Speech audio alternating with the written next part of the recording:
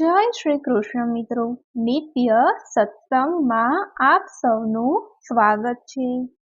આજે આપણે સાંભળીશું શ્રીમદ ભગવદ્ ગીતાનો અધ્યાય 8મો અક્ષર બ્રહ્મ યોગ। જો આ વિડીયો તમને પસંદ પડે તો લાઈક અને શેર કરી ચેનલને સબસ્ક્રાઇબ જરૂરથી કરજો।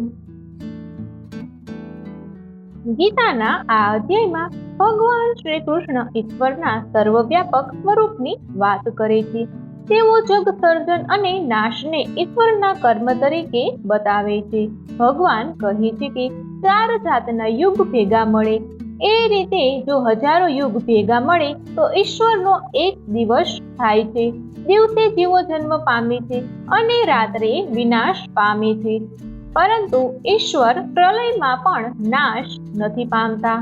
મૃત્યુ સમયે જીવની ગતિની ચર્ચા પણ કરવામાં આવી છે। ભગવાન કહે છે કે મન અંતરના બધા દ્વારને રોકીને યોગી પ્રાણને મસ્તકમાં રોકે છે, પછી પ્રણવ મંત્રનો જાપ કરે છે। આમ કરતા જે દેહ તજે છે તે ઉત્તમ ગતિને પ્રાપ્ત કરે છે। વળી જે અગ્નિ, જ્યોતિ અને શુક્લ પક્ષમાં ઉત્તરાયણે દેહ છોડે છે તે ઉત્તમ ગતિને પ્રાપ્ત કરે છે। તેવી જ રીતે ધૂમ્ર, રાત, વધ અને દક્ષિણયનમાં તન તજનારને ફરી જન્મ ધારણ કરવો પડે છે। ભગવાન કહે છે કે આવું જ્ઞાન હોવા છતાં યોગી કદી મોહિત થતો નથી અને સદાય મને મેળવવાના પ્રયત્નોમાં જ પ્રવૃત્ત રહે છે। ભગવાન અર્જુનને એવા યોગી બનવાની સલાહ આપે છે। હવે આપણે શ્રીમદ ભગવદ્ ગીતાનો અધ્યાય 8મો અક્ષર બ્રહ્મ યોગ સરળ ભાષામાં સાંભળીએ। અર્જુન કહે છે, બ્રહ્મ વડે અધ્યાત્મ શું કર્મ કહે કોને, અધિભૂત અધિદેવ હે પ્રભો કહે કોને, મૃત્યુ આવે તે સમય યોગી જન તમને, કેમ કરી જાણી શકો કહો કૃપાળુ મને। શ્રી ભગવાન કહે છે, અક્ષર છે પરબ્રહ્મને સ્વભાવ છે અધ્યાત્મ, જગ સર્જન ને નાશનો વ્યાપાર કહે કર્મ, શરતે છે અધિભૂતને પુરુષ કહ્યો અધિદેવ, અધિયજ્ઞ કહ્યો છે મને શરીર માનો દેવ, યાદ કરી પ્રેમે મને જે છોડે છે દેહ, તે પામી લે છે મને તે માના સંદેહ, જેને યાદ કરી તજે મૃત્યુ સમયે દેહ, તેને પામે જીવ આ તે માના સંદેહ, તેથી રાત દિવસ મને યાદ કરી લડજે, મન મારામાં રાખજે મુજને મેળવજે।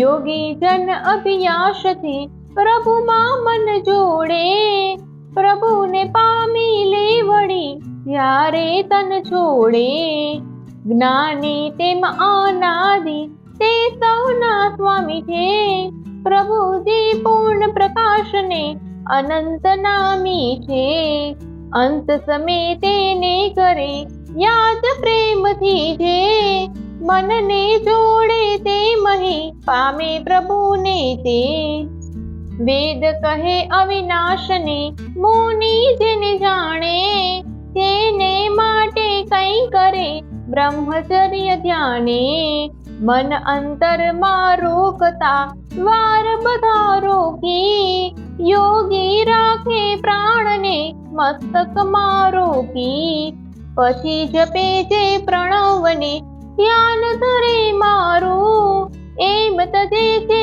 દેહ તે પામે ગતિ ચારું, સદા કરે છે યાદ જે મુજને પ્રેમ કરી, તે જ મેળવે છે મને જગને જાય તરી, મને મેળવીને ફરી જન્મે ના કોઈ, દુઃખ શોક કે વ્યાધિમાં પડે નહીં કોઈ, બ્રહ્મલોક ને લોક સૌ બીજા કંઈક કહ્યા, તેમાં જન્મ મરણ થતા તેના અમર ગણ્યા, મને જ મેળવવા થકી અમર બને છે લોક, જન્મ મરણ સાચે ટળે, ટળે તાપ ને શોક, ચાર જાતના જુગ કહ્યા તે સૌ સાથ મળે, હજાર જુગ બ્રહ્મા તણો એક જ દિવસ કરે, તેવી રાત બને વળી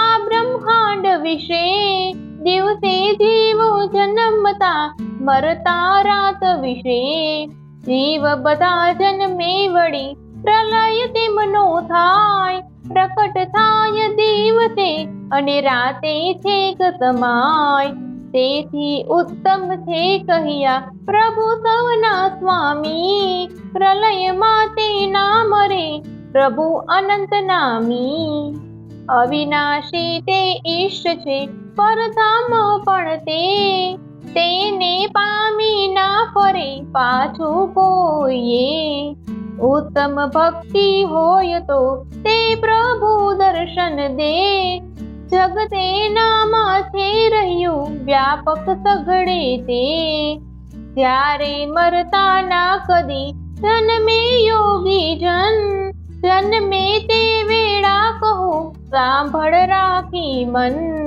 અગ્નિ જ્યોતિ દિવસ ને શુક્લ પક્ષ જો હોય, ઉત્તરાયણે તન તજે તે પ્રભુ પામે કોઈ, ધૂમ્ર રાત વદ હોય ને દક્ષિણયાયન જો, ચંદ્રલોકને મેળવી ફરી જન્મતા તો, શુક્લ કૃષ્ણની આ ગતિ શાશ્વત છે જગમાં, જન્મ થાય છે એકથી ના જન્મે પરમાં, આ જાણી યોગી કદી મોહિત નહીં થશે, તેથી સર્વે કાળમાં યોગી તું બનજે, વેદ યજ્ઞ તપદાનનું પુણ્ય કહ્યું છે જે, યોગી પદને મેળવે તેથી ઉત્તમ તે, અધ્યાય 8મો સમાપ્ત.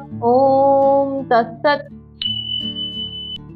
મિત્રો, આ હતો શ્રીમદ ભગવદ્ ગીતાનો અધ્યાય 8મો અક્ષર બ્રહ્મયોગ, જેમાં ભગવાન શ્રી કૃષ્ણ ઈશ્વરના સર્વવ્યાપક સ્વરૂપની વાત કરે છે તથા જગ સર્જન અને નાશ એ ઈશ્વરના જ કર્મ તરીકે બતાવે છે. જો આ માહિતી તમને પસંદ પડી હોય તો વિડીયોને લાઈક અને શેર કરી ચેનલને સબસ્ક્રાઇબ જરૂરથી કરજો. જય શ્રી કૃષ્ણ.